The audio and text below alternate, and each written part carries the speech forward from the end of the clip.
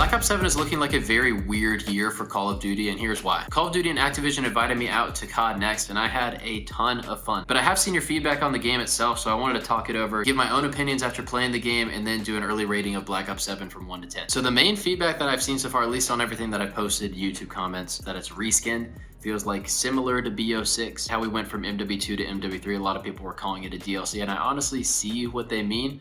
From the standpoint of like the movement, it's Omni movement to a T, exactly Omni movement, but with the addition of the wall jump. So I understand the feel of the game when you're actually moving around is similar to Black Ops 6 with, of course, that addition of the wall jump. And it's still a Black Ops title, right? We're going from Black Ops 6 to Black Ops 7. So as much as they can change from a content perspective, from like a setting perspective with maps and guns and how the maps look, at the end of the day, we're still playing a Black Ops title. So it makes sense that it would feel the same as Black Ops 6. Here's my take when we get into that. I feel like Black Ops 6 actually had the potential to be a really good Call of Duty. It just fell flat in terms of post-launch updates. So although that's not necessarily an excuse because a game should be supported throughout the entire life cycle, it's at least promising to see that it looks like Black Ops 7 will learn from those mistakes and we'll see a lot more new maps post-launch, new updates post-launch, stuff like that. So again, time will tell when it comes to that. We won't be able to see that until it's actually in the game. But that's why I'm not necessarily as worried about the game feeling like a reskin, just because, I mean, from MW2 to MW3, I thought MW3 was a great Call of Duty, and it was what a lot of people thought was a reskin. I'm cautiously optimistic in terms of that perspective. It looks like they're taking an entirely different approach to like the post-launch support. They've already said that there's gonna be way more new maps in Black Ops 7 than there were new maps in Black Ops 6.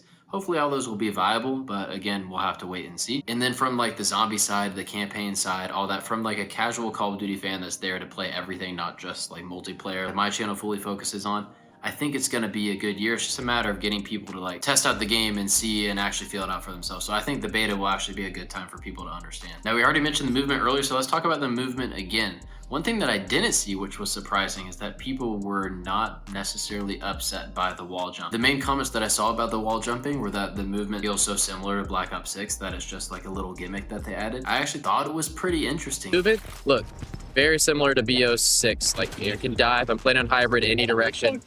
Even the snaking, you know what I mean, is kind of similar. But the addition here is the wall jump. And you could do like multiple wall jumps in a row, right? That's the crazy part too. So like over here, over a door, if I wanted to like reposition, I just hit him with a little like, you can only go 3 times. I think 3 times is the limit.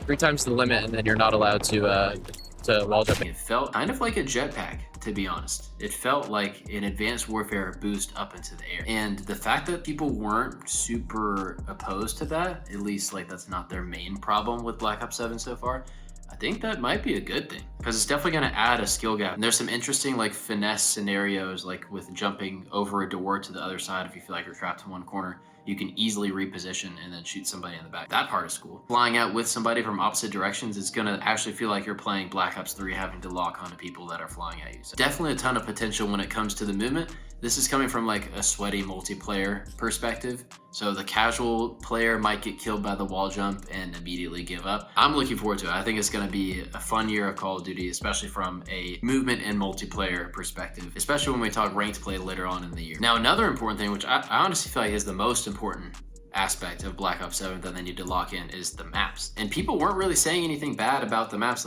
The players, at least from my perspective, I really enjoyed probably every single map. There wasn't one that I didn't like. Like last year we were playing Scud, right? We were playing Scud, and that was very easily a miss. And I'm pretty sure everybody was very open about that. I don't think I heard a single person complain about the Black Ops 7 maps, which that's kind of refreshing. That's one of the things that they saying they were prioritizing is the map structure.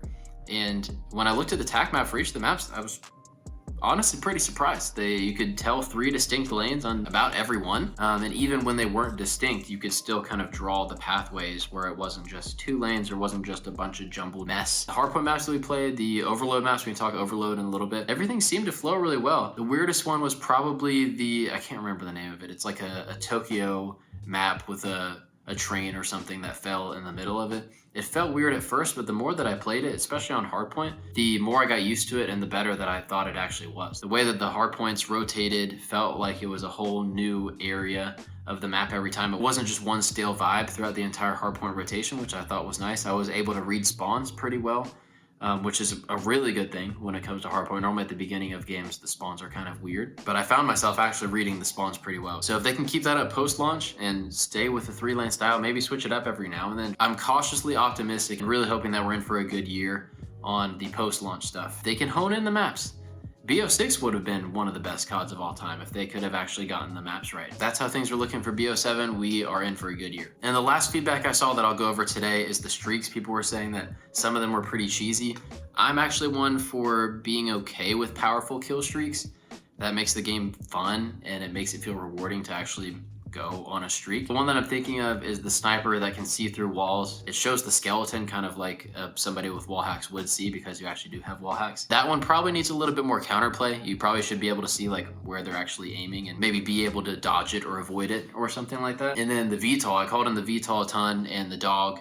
The VTOL was actually really satisfying to use. They added recoil to the streak, which at first I was like, man, this is kind of weird, but then it made the streak feel more powerful. Missiles that you were shooting from the sky actually felt like they were doing something. So the VTOL was a ton of fun. The dog was interesting. I got to pet the dog, of course. I'll leave that in the video. I did pet the dog. Yes, they're cheesy, but I also feel like that's what makes COD special. Like if you go back to the OG MW2, like the Harrier, the Pavelo, the AC-130, the Chopper Gunner, like those are cheese, those are powerful, but that's what made the game so fun. And that's what made getting kills so rewarding, is because the score streaks were that good. There's still going to be counterplay, right? Like you have cold-blooded, you have launchers, you have anything that you can do to shut down the streak. So from the perspective of that feedback, I'm actually more so excited about the cheesy streaks than scared of them. And there's actually two more things that I want to talk about. I want to talk about the weapons, how the weapons feel, and then I want to talk about the balancing with the perks and whatnot. So from the weapon perspective, I found a submachine gun that I really liked, and to be honest, I was playing so well with it that I couldn't put it away. I did for a little bit to use the M8, and the M8 was really fun. Being able to one burst was super satisfying, so I liked the M8, but that SMG that I was using was just, it was too good not to use. It could 4-bullet kill. It's definitely gonna get nerfed, probably honestly by the time the beta rolls around. It felt like the hit detection was great. So from a bullet velocity standpoint, everything was awesome. The guns, again, felt satisfying, felt relatively balanced, and they did change the way that some of the muzzles were. There's one muzzle that you can use that I actually put on that sub that helps with your like slide to fire and like movement speed and stuff like that. And normally the muzzles are pretty much dedicated towards recoil control or like suppressors or something like that. So I really liked that you can put those to the side to actually help with your mobility on a muzzle. It doesn't really make sense, but I enjoyed it. And then the last point I want to talk about was the balance with like perks. So far, every single important perk is in perk 1. So there's a lot of decisions that you have to make, like Flak Jacket, Tac Mask, Ninja, Dexterity, and Ghost are all in perk 1. And those are all super important perks, so you have to only choose 2. By the time the beta comes around, they will move Dexterity over to perk 3. We'll have 4 meta perks in the perk 1 slot, so you'll have to choose like Flak Jacket and Ghost, or I think Lightweight is also a perk 1. I didn't even think about that either. There's going to be a lot of decisions that you have to make with the perk 1 slot. I'm not sure how I feel about that. I don't think you should be able to have every single meta perk that you want. But on the flip side, I don't think that you should always feel like you're missing something, if that makes sense. So maybe finding a middle ground there, moving some of the nice perks, maybe like moving Lightweight or Ghost or something to one of the other perk slots. The way it is now, if you want to have Flak and Tac and be protected from stuns and nades, you can't put on Ninja, so you're going to be loud. You can't put on Ghost, so you're going to be on UAV. That I don't know. They might have to change that. But all those to the side, fresh off of COD Next, yes, I'm probably high on hopium and high on bias from the event. I'm feeling like a solid 8 out of 10 for Black Ops 7 right now. With an easy way for them to get higher will be to see if they actually follow through with the post-launch support. We haven't even talked about Ricochet. You know I talk about cheaters all the time. From a Ricochet perspective, if they can lock in on the anti-cheat and they can lock in on good maps, I really feel like we're in for a good year for Call of Duty. Time will tell. We'll have to wait and see. But right now, especially with how the first maps looked, I was impressed with the maps that I saw. So we're sticking with an 8 right now, maybe going higher. Let me know what y'all think down below from the footage that you saw. Like and subscribe if you enjoyed, and I'll catch you next time at lunchtime.